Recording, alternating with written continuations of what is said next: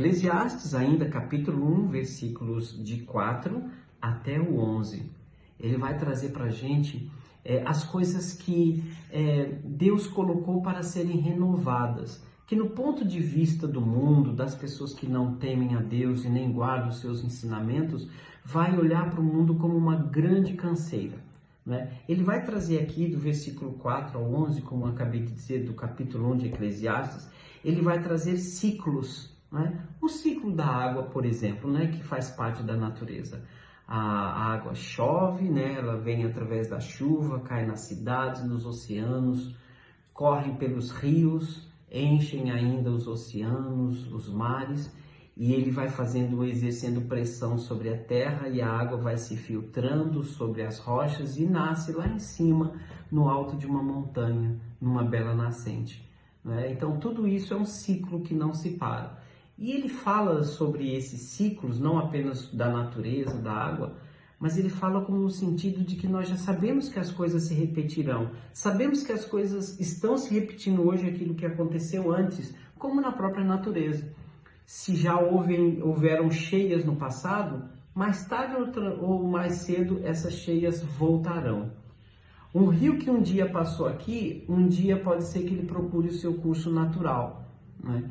E isso vale para as nossas vidas também, né?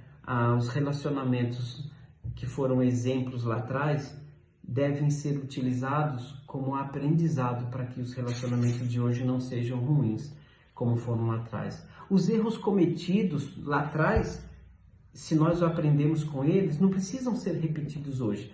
Mas uma coisa é certa, a tendência humana é igual sempre. De Adão até os nossos dias, há uma tendência dos seres humanos serem egoístas, há uma tendência de violência, de piora, assim como também há tendência de melhoria para aqueles que aprendem com o seu passado. É isso que ele vai trazer para a gente nesses versículos, tá certo? Aquilo que o mundo vê como mesmice, para nós é fonte de sabedoria. Então vamos lá. Geração vai, geração vem, mas a terra permanece para sempre. Ele usa a palavra geração porque são nas gerações, terceira e quarta gerações, é que as coisas costumam se repetir. Aquilo que o meu bisavô ensinou para minha família, provavelmente hoje eu estou vivendo as consequências e a cultura e os hábitos e os costumes da minha casa, da minha família. Né? Então eu tenho que trabalhar para que eu interrompa esse ciclo, às vezes, de ensinamentos errados que vieram na minha casa, caso eles vieram errados. Mas se você faz parte de uma geração abençoada, que o seu bisavô, tataravô eram tementes a Deus, fiéis à palavra, então provavelmente você é fruto dessa fidelidade. Caso isso não tenha acontecido e você seja a primeira pessoa da sua geração, trabalhe para que isso se perpetue para as próximas gerações, tá certo? É isso que ele vem falando aqui. Versículo 5, levanta-se o sol, põe-se o sol, volta ao seu lugar onde nasce de novo. Aqui ele vem falando sobre tudo isso e é importante sim essa renovação do sol. Nós sabemos pela ciência que o sol está parado no lugar, mas para nós que giramos aqui com o nosso planeta, né, o sol nasce, se põe, volta a nascer, volta a se pôr, tá certo? Mas esse ciclo ele é muito importante para quem sabe aproveitar, assim como todos os outros ciclos. E nós sabemos que este sol que hoje nasce, né, ele renova muitas coisas pela manhã. Né? Olha a vitamina D que traz o sol, olha os pássaros cantando no sol, né? Olha as estações que vêm, o sol não é tão quente no inverno, para os países que estão recebendo o sol no inverno, para os países que estão recebendo o sol de verão, o sol ele é diferente. Então esse ciclo, ele mostra para aqueles que temem a Deus uma renovação, para aqueles que são do mundo, tudo não muda, é tudo a mesma coisa e as pessoas terminam se desanimando, por aquilo que ele disse lá em cima, né, no versículo 3, sobre propósito e proveito. Né? Versículo 6, ele diz, o vento vai para o sul e faz o seu giro para o norte. Volve-se e revolve-se na sua carreira e torna aos seus circuitos. Né? Mais uma vez ele está dando um outro exemplo, né, do vento, do sol. E sabia que tem pessoas que utilizam esses ciclos, essas rotas do vento para ajudar numa comunidade? Você sabia que a condição respiratória dos seres humanos depende muito dos ventos que sopram, os ventos que vêm de uma posição ou vêm de outra, né? Isso é sabedoria humana, assim como as águas, né? Olha só o que está acontecendo lá no Rio Grande do Sul hoje, né? Nesse ano de 2024, mais especialmente nos meses de abril e maio, né? Lembrando que no passado, essas mesmas correntes de água, esse mesmo fluxo de água já invadiu casas, cidades. E as pessoas precisam utilizar essa sabedoria, essa inteligência na hora das construções, na hora de você montar um comércio, de você cuidar nas obras, nas construções, tá certo? No assoreamento dos rios e tudo aquilo que acontece, né?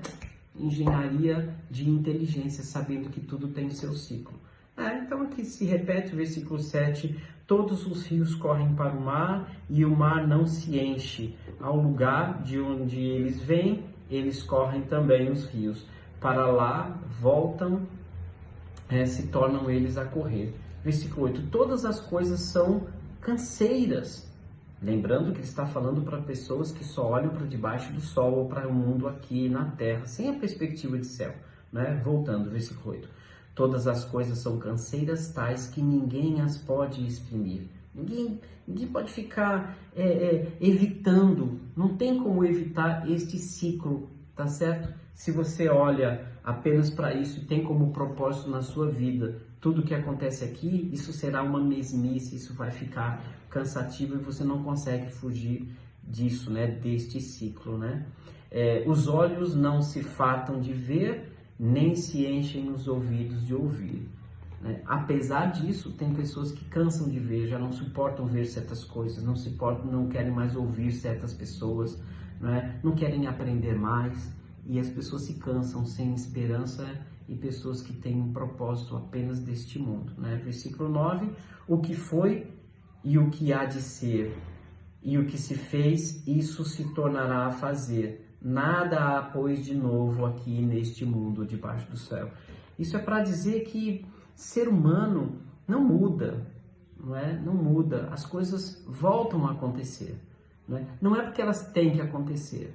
Se, por exemplo, o meu pai cometeu erros e cometeu pecados morais, é muito provável que eu venha cometer esses pecados morais, porque aprendi com ele, porque vi o exemplo dele, a não ser que eu mude esse histórico e comece a fazer caminhos novos e trabalhe para uma nova geração da minha família, não é? Assim como muitas pessoas, nós temos famílias que não foram instruídas aos pés da palavra de Deus, né? Mas nós precisamos educar os nossos filhos com mais pureza, né? Com mais moral, com mais ética, com a palavra de Jesus, para que mude isso tudo. Mas o mundo está aí se repetindo para a gente ver que o ser humano, se desviar do caminho, vai pecar contra Deus mesmo. Então isso é fato.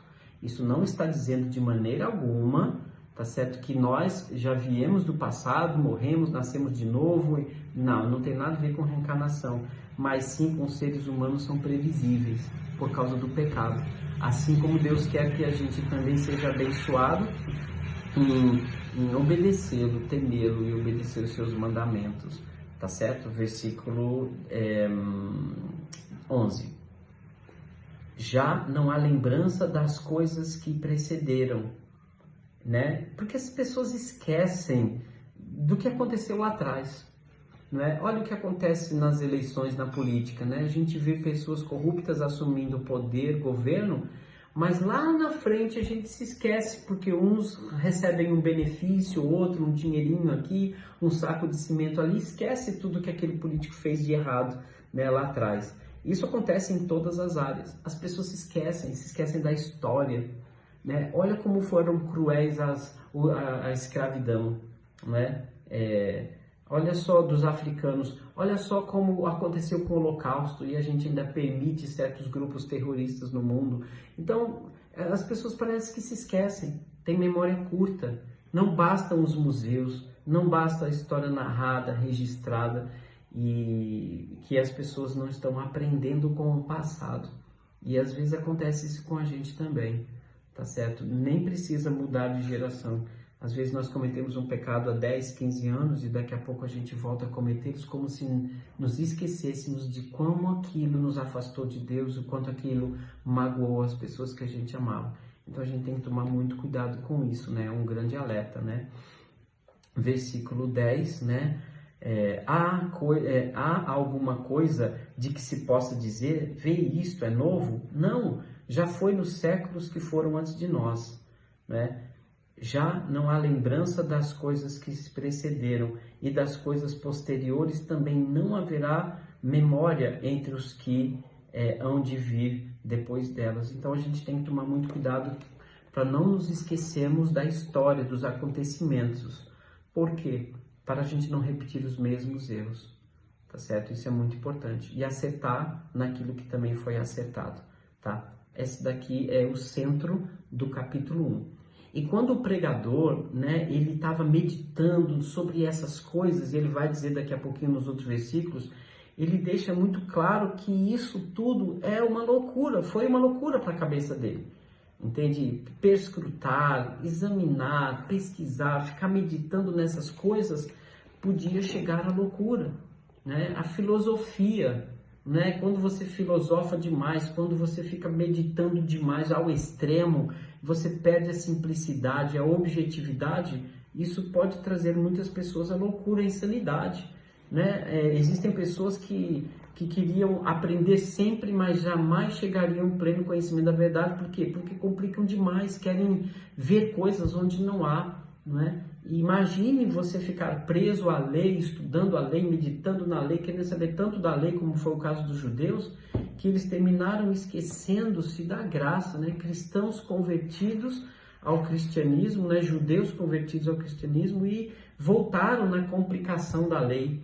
E isso acontece com a gente hoje, quando a gente quer ficar dizendo que tudo é proibido, que certas coisas não devem, que são pecados, entende? E de fato algumas coisas são, mas tem outras coisas que necessariamente não são pecaminosas. E nós temos que deixar que a Bíblia fale, que a Bíblia aponte aquilo como um pecado, tá certo? E mais importante do que isso é que a gente aprenda, tá certo? Com a nossa história, com a história dos outros. Isso vai ajudar bastante. Segundo vídeo, né? Terminei agora, versículos de 4 a 11. E no próximo vídeo eu vou falar sobre o versículo 12 em diante, que é para nos ajudar a entender por que o pregador, o que o pregador ganhou com toda essa análise sobre o ciclo da vida, sobre as coisas que se repetem, tá bom?